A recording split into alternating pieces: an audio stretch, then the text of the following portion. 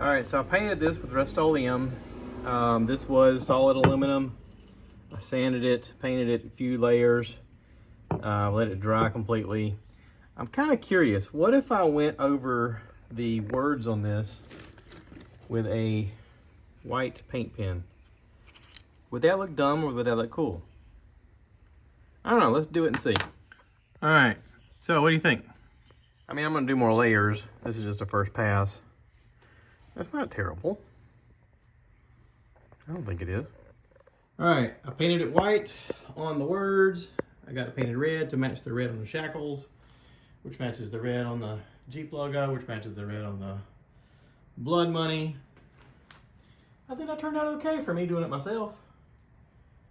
Yeah.